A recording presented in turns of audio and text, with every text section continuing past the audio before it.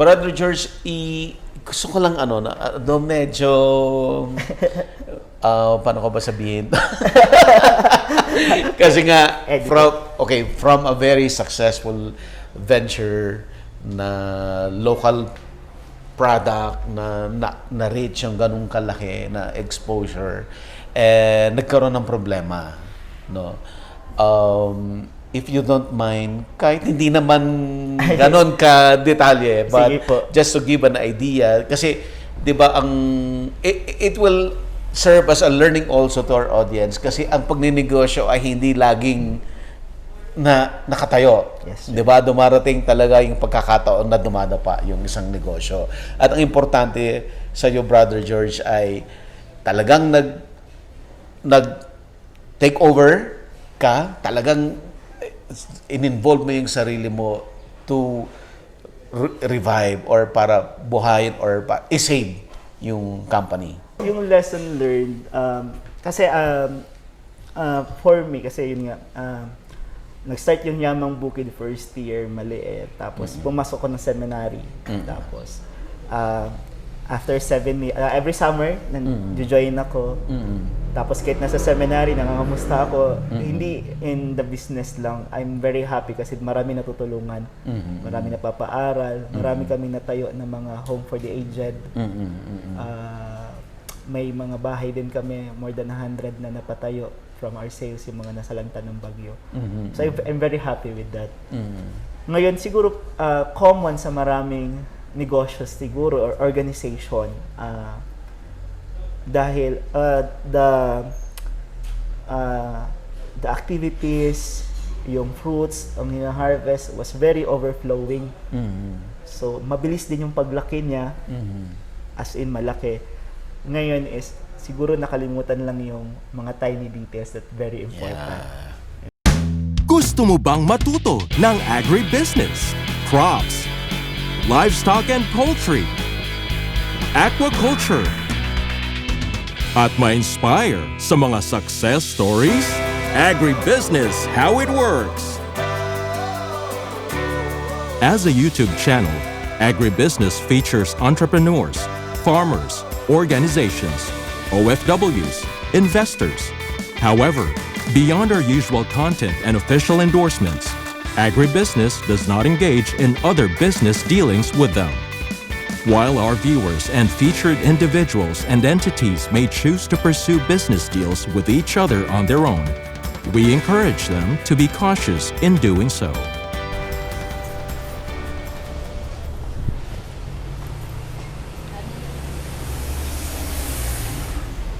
Morning!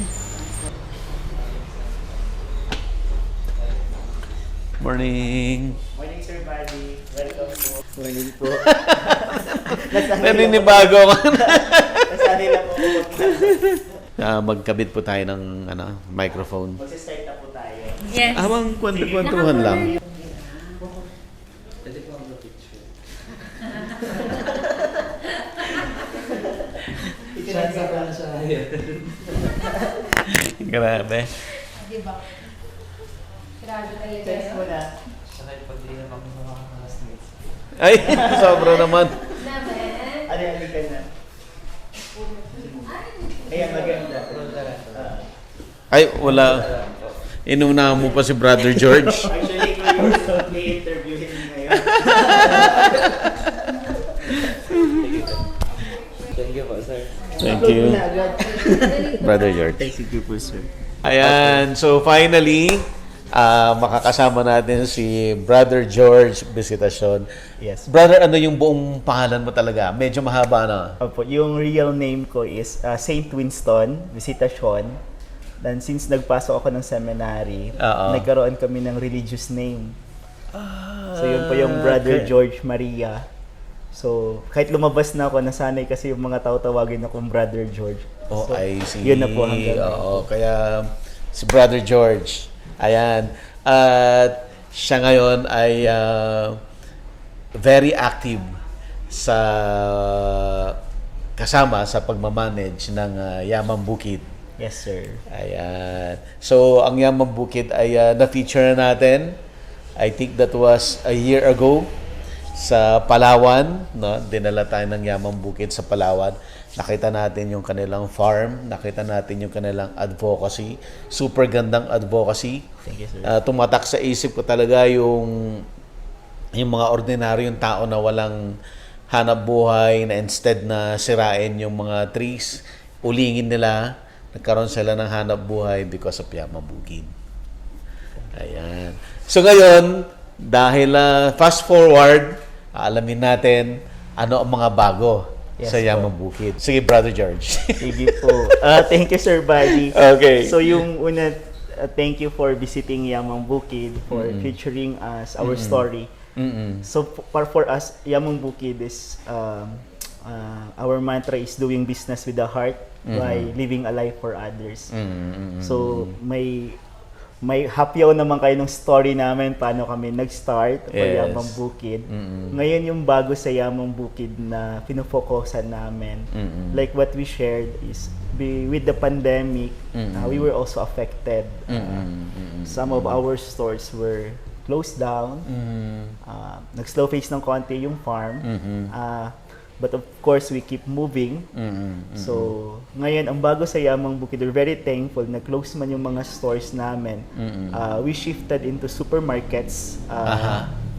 Meron tayo sa SM, Walter Mart. Doon, mas less yun aming mga operational expenses. But still, with the closing of the stores, we're very thankful there are stores na magre-reopen din po kami this December.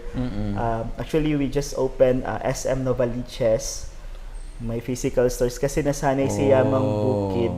Ang amin talagang selling is free tasting. Yeah. We do direct selling. Tapos we will open this December SM Sukat. Maganda yun kasi abot na dun yung MRT ba yun? LRT? Hanggang doon na po. SM Muntinlupa. Tapos SM BF po. Tapos sunod-sunod. Ngayon with the opening, meron din kaming, aside from the local leading supermarkets and local supermarkets, last October we're very thankful. After many years na nandyan na si Yamang Bukid sa market, nabigyan ng chance si Yamang Bukid to be in Mercury Drugstores. Wow. Breakthrough to, Brother Breakthrough George. po. We have all the products that you see here. Ito po yung nasa Mercury Drugstores. Mercury Drugstores has 1,200 branches Stores nationwide. nationwide. So, nandun na ho kayo doon sa ganung kadaming stores, Brother George? Actually, nasa on pa po kami, Sir Buddy. Nasa 150 pa po. Because Mercury do door-to-door activation. So, which means you are already in Mercury, but you have to go branch by branch to enlist the product. Oh, I see. Yes po. So, but this December, we target around 250 to 300 branches. In the next 3 months, first 3 months of 2025, we are already in 500 branches. So, ito po yung makikita natin sa Mercury. First is our flagship product. Okay. Ito po yung product namin since nung nag-start si Yamang Bukid dito sa Baguio. Oo. At ito yung mga pinapasalubong ko sa Amerika. Wala pa, nakita ko na po eh. Thank you po. Okay. Thank you for that. Ito siya, going back to the story of the Yamang Bukid before it nasa Mercury siya. At then, ang tawag po pala dito sa place kung saan tayo, we call this the production 4, P4. Okay. Production for... Because we have production 1, production 2, production 3. Okay. Pero Parang area 4. Area 4. Pero wala na po itong 1, 2, 3. Kasi nung nag-start ang production 1 was in our house along Marcos Highway. It was kitchen-based. So we wake up early in the morning at 4 a.m. We buy the raw mats from Maharlika or La Trinidad. Then we cook in our kitchen, the turmeric. Ito yung humble beginning. Humble ng beginning. Yamang Bukid. Yes po. After we cook that, we go in the streets of Baguio, churches. Wow. Yes po. The tourist destination. Ganun, Yes, brother? may dala po kaming foldable na table. Aha. Tapos yung bag kung saan ilalagay yung products. Then we sell from them, from mga turista. So talagang iti-taste nila, Titaste then nila. bibili sila. Ipo-fold namin. That time, kasi wala pa kaming space talaga noon. Parang talaga kaming Yung mga typical na nagsa-start pa talaga na pwede Yung typical na hulihin ng police. hinuhuli na yung nagkikipaghabulan sa police. Yes, ganun, brother. that was the start of Yamang Bukid. Wow. Ngayon is, may kinausap kami ng mga pasalubong shops na Oo. we share to them the, like, parang, some of our sales goes to them. Ngayon, nagustuhan ng mga tao kasi that time turmeric was not yet, hindi pa siya ganun kakilala. It's something na kailangan mo i-introduce. I-introduce dahil malamig yung Baguio. Tapos, we were just selling like 1,000 to 3,000 per day that time. 1,000 Pesos only yung yung sale. sales po. Okay. So, parang banana queue system na 50% we used to buy raw materials, 50% hindi pa nga kasama yung sweldo namin doon. Parang consumption for the family. Ganun. So that time, doon po yung nag-start yung doing business with the heart na when we started to have this neighbor na sobrang talino ng bata, pero depressed yung bata kasi hindi siya kayang paaralin ng magulang niya, parents niya. So we started giving 100 peso to the kid. Yung mukhang ng bata na malungkot, na palitan na po ng saya. So yun yung naging driving force. Tapos along the way from 1,000, 3,000, naging 10,000, naging 50,000. Yung sales na yan, daily. Oo. Tapos nag-add kami ng scholars. We added. So para sa amin, every time na tataas yung aming sales, Dumadami rin. dumadami din yung dapat scholars, yes po. yung So, advocacy. because of this product, Wow. the 10-in-1. So hanggang ngayon, ito. Wala na po yung production 1, production 2, production 3. Actually, ito yung meron kami, the production 4. Ngayon, this product, ito yung leading namin na product nationwide. This is available in Luzon, Visayas, Mindanao. Sa mga SMs. We also have physical stores in Robinsons po. Ang mga local malls. So, Brother George, ibig sabihin, all SM supermarkets? Yes po, nationwide. Wow. But there are around more than 300 SM supermarkets nationwide. Available kayo lahat doon? Yes po. Ibig sabihin, very accessible na sa buyers. Yes po. Hindi na problemahin saan nila hahanapin. Kasi Yes. punta ka lang ng SM, Yes po. pinakamalapit na SM, punta ka sa grocery at makakabili ka ng Yamang Bukid. Yes, sure. Tapos ito po yung sa Palawan, the story of the farm. Short story is, nung bigla kaming lumaki, from kami lang yung employees to hundreds of employees. Tapos nung nagka-FDA kami, parang reward namin sa mga employees namin na mag-trip. So we brought more than 100 of employees of Yamang Bukid to Palawan Okay. para mag-celebrate. So doon po yung story na nakakita kami ng murang lupa na 1 hectare. So binili namin yung lupa. So we Hanggang lumaki. lumaki, tapos yung mga dating illegal loggers. Yeah. So yung qualifications namin that time dapat illegal logger to encourage them to stop cutting trees. So nakilala yung farm. So yung raw materials natin ay may galing sa Palawan, may galing sa Mindoro, may galing sa Vizcaya. We want Yamang Bukid wants na bago siya mai-release sa market yung product, dapat ang story niya talaga must start from doon sa seed Yeah. na nakakatulong yung mga farmers. So yun po, this is ngayon nasa Mercury na po ito. We have 3 sizes for Mercury. Okay. This is the Ito 400 grams. Ayan po yung malaki po, 400. Okay. And this is the 100 grams. Okay. 100 grams. Opo, tapos sa mga starter, And ito maganda. yes po, Exciting to. single serving. Single serving. Yes po, Hindi sir. hindi mo over. Kasi tendency, 'di ba, pag kinukutsara mo, ang tendency dumadami. Yes po. Ang pagtimpla naman, ang ideal na pagtimpla ng aming product is 1 teaspoon or 120 ml hot water. Pero depends din po sa doon sa gusto nyong lasa. So ngayon yung iba na nagsa-start, ito po yung single serving, 7 Single grams. serving. Yes po. So, eksaktong panlasa to. Yes po. Available. Ngayon, kung gusto niya mas stronger, doon siya magdadagdag. Doon siya magdadagdag po. They can also add lemon and Oh. para medyo may twist sa taste. How about Honey Brother? May honey na po kasi siya. May sir. honey na to. Yes po. Okay. Yung iba sa, even you drink coffee, Oo. mimix nila sa coffee, Ooh. iba sa milk.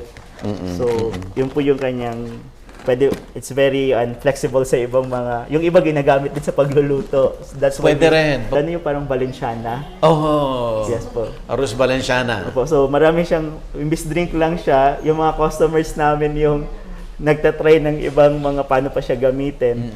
That's why we develop also. We have 3 pure herbs. Okay. Wala po siya ngayon dito. One is pure turmeric, Okay. na pwede mo gamitin sa luto lahat. Pure malunggay. Pure malunggay. Yes Wow, po. exciting. Opo. Parang gusto kong mag-farm malunggay, bro. Ay po, maganda po. Yan din yung gusto ko. Para may buyer na ako. Oh, malaki pa yung demand natin sa malunggay. Okay. Good for the lactating, anti-cancer. Oo. Tapos yung pure native ginger. Native ginger. Yes. Philippine native ginger po Yes ito. po. Ito po yung ginagamit din natin na ingredients. Native ginger yung variety natin. Okay. Because the taste is much stronger. So ibig sabihin, aside from the turmeric, meron pang native ginger. Yes po. Kahalo siya. Yes po. Yun yung Pwede sekreto. na natin gamitin sa cooking. Pwede rin po. Oo, I Yung, think masarap. Sa magdikdik pa tayo. Pwede At po. feeling ko masarap siya doon sa paksiw na pompano. Yes Feeling po. ko lang. Yes po. Ayan. Padalan ko kayo. Kasi, Pompano talaga. Pwede naman galunggong.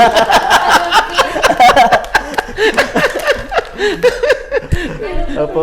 Ay, pag sa Palawan kasi, when I stayed there for few years, Oo. I buy the lapo-lapo here at 800, 1,000, Doon. 150. O, di ba? That's the selling price. Pampano local doon, Talakito. Talakito. That's 80 to 100. Dito, 700 yata per Nagugutom ako doon sa mga... Sarap bumalik ng Palawan. And together with the mercury po, ito po nakita niyo po ito sa farm. Yeah. Opo, yung tanim natin ng insulin. Oo. So, Ayan. Pinapasalubong ko rito sa Amerika. Yes. So, try nyo po. At paano ginagamit to, Brother George? ito siya ay nakatibag na po. Nakatibag na. Oo. Opo. So, yung isang tibag, you can use it up to twice. Kasi nandun pa rin yung lasa niya. Matipid. Yes po, matipid po siya. So, these are 10 tea bags in one pouch. So, ito po yung, actually, this is a very promising product. Aside that, of course, there are millions of diabetic in the Philippines. Oo. At ano ha, di ba yung nakita ko yung plant itself, Yes po. the way na tinitingnan ko lang, it's something na parang madali lang alagaan. Sobra, sir. Oo. Actually, ang dream ko nga doon sa insulin, it's because sa Pilipinas pa lang mataas na yung diabetic. Though, Oo. we have no claims kasi Yamang Bukid, our products is in the food and beverage. Yes. Yes Oo. po. I-clarify lang po natin na yung may nakikita kayo na no approved therapeutic claim, ibig sabihin nun, kasi food yon, hindi Yes po. siya as medicine. Yes po. Kaya may ganun siya. But hindi ibig sabihin hindi nakakatulong. Actually, maraming health benefits talaga siya. Yun po. Hindi lang kami nagki-claims talaga. Yeah. But many of yung mga gumagamit, like for example, kuhan kasi nila it's their personal testimony. So from more than 200, minsan 160.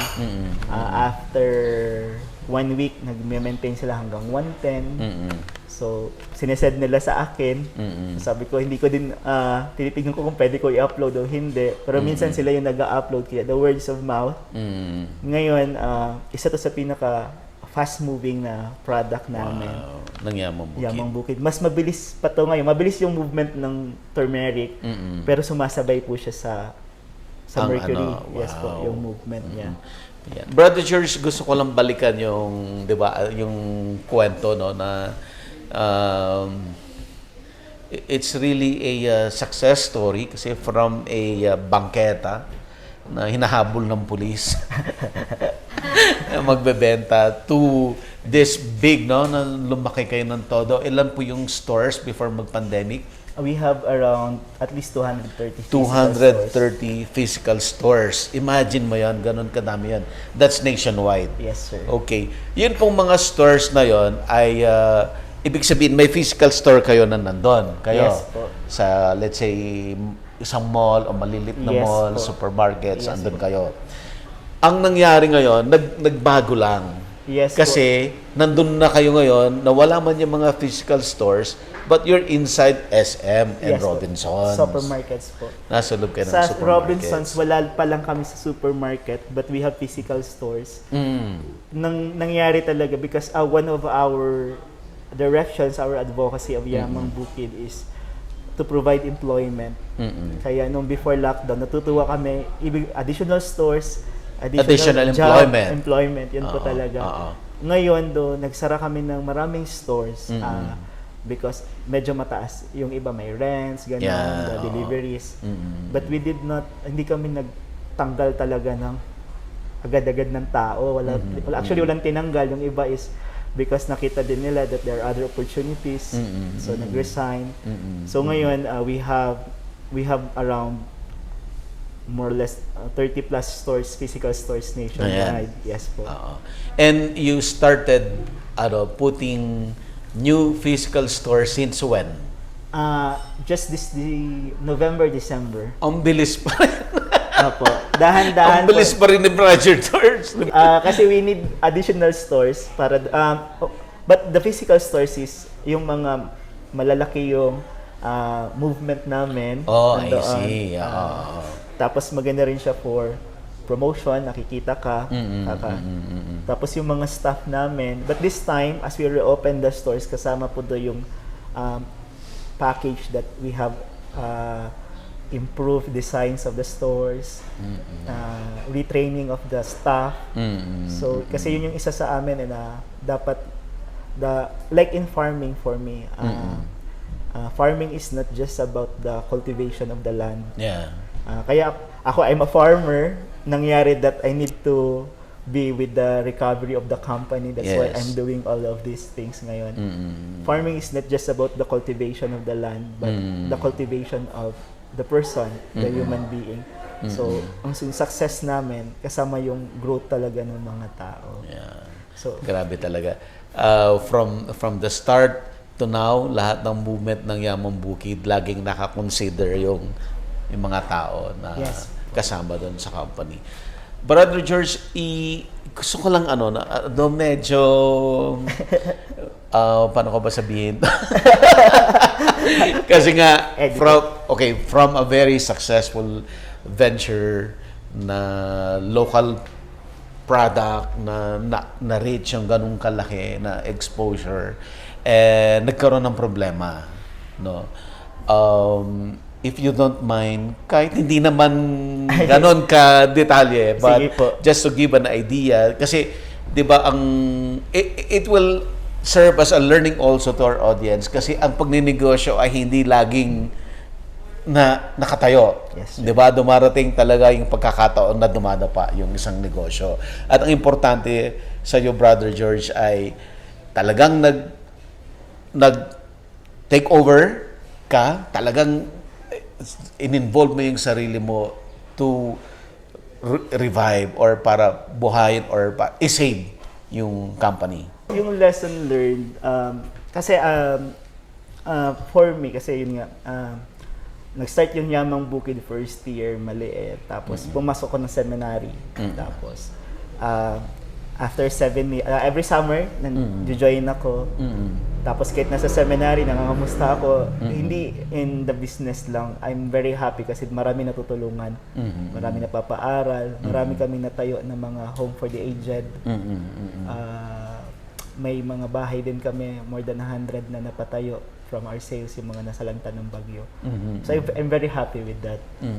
Ngayon, siguro common sa maraming negosyo siguro or organization, dahil the activities, yung fruits, ang hina-harvest was very overflowing. So mabilis din yung paglaki niya, as in malaki. Ngayon is siguro nakalimutan lang yung mga tiny details that very important. Yung mga system, gano'n. So, nakilala siya, lumaki siya. Ngayon may mga maliliit na system. Tapos si Yamang Bukid kasi, yes, dapat din niya rin makalimutan kasi doing business with the heart, it always gives and gives. Dumating din siya sa point that the heart was giving too much. Tapos, yun, Hindi maibalik. hindi mahibalik. Kasi binibigay Tapos kahit nag-pandemic, imbis magbawas ng Okay. tao, nagdagdag kasi Oo. may iiyak, wag Yeah. nangangailangan ng trabaho, bibigyan mo. Kasi many of the business establishment closed down during the pandemic. Okay. On the first year, we did not. We doubled the employment to accommodate.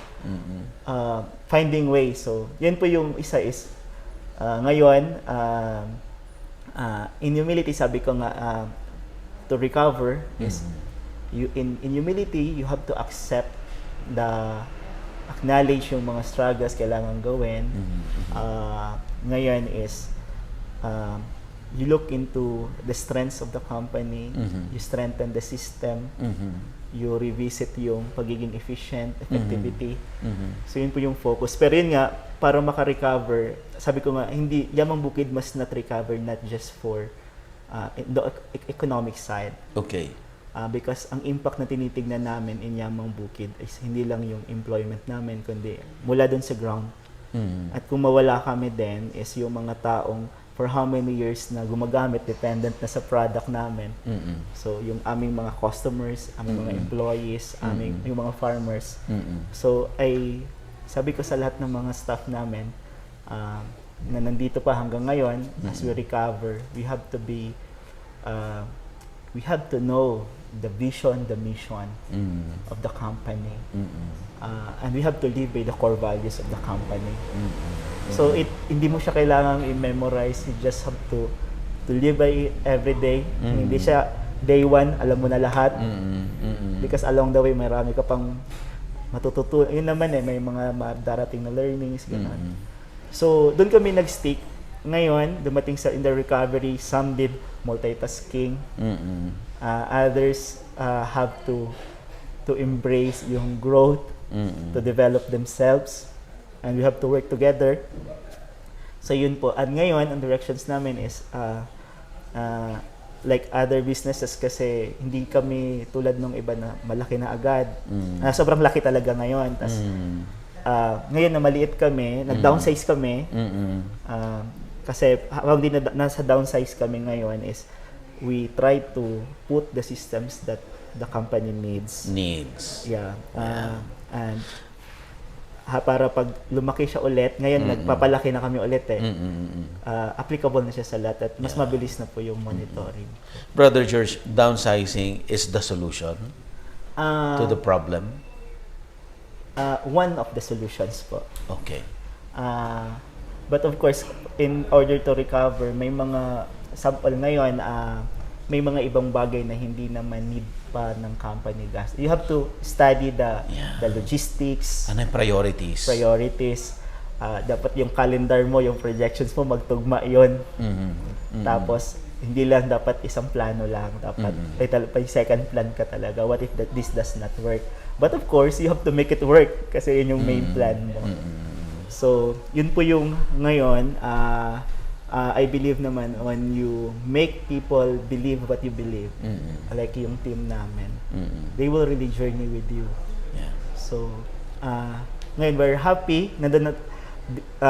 Hindi pa rin kami fully recovered, but somehow nakikita namin that we know where we are, we know saan kami in the years to come. Clear sa amin yung direction saan kami papunta. Yeah. Kaya sabi ko nga, ngayon yung mga, ang ginawa ko is, habang nagre-recover, I tried to engage myself in almost all the tasks. At malaman ko na lang, wala tanim, pagluluto, delivery, lahat. Pagbibenta. So may time na ako din yung sasama sa egress, while I believe I'm still young, so malaman ko yan para when the people are ready to do these things, to lead, ikaw medyo monitor ka na lang from a distance, supporting them, empowering them. Yeah. So yun po yung siya, Sir Buddy.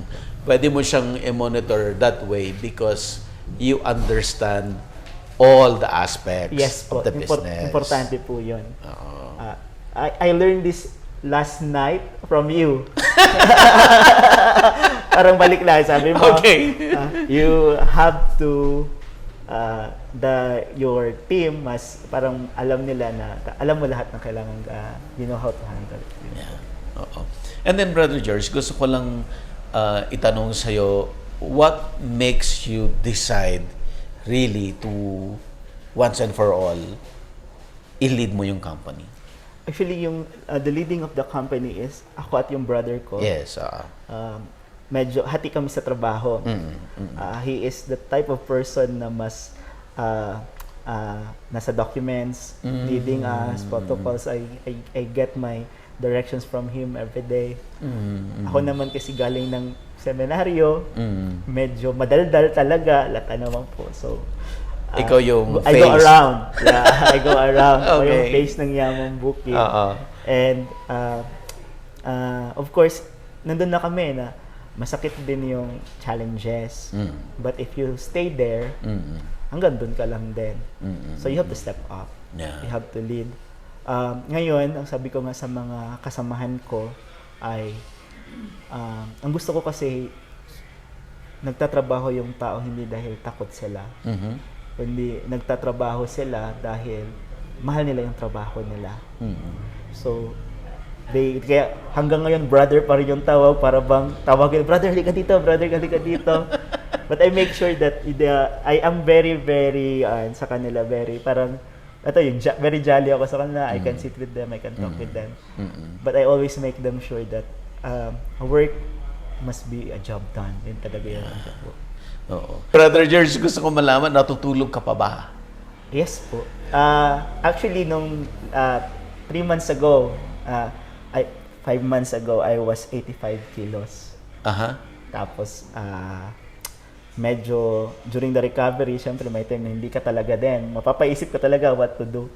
And mauuna yung physical activities na isipin mo. So, medyo naramdaman ko din yung mga siguro, mga possible threat na mga sakit. Ganun. Pero sabi ko, hindi tama kasi we're selling turmeric. Na supposedly healthy products. Yes, and actually taking it as well. So, hindi lang pala dapat pag-inom yung gagawin ko. I have to do my lifestyle. So, I adjusted on my diet from 85 to 65 in a span of 5 months. I make sure I have enough rest. Hindi lang rest na tulog lang din.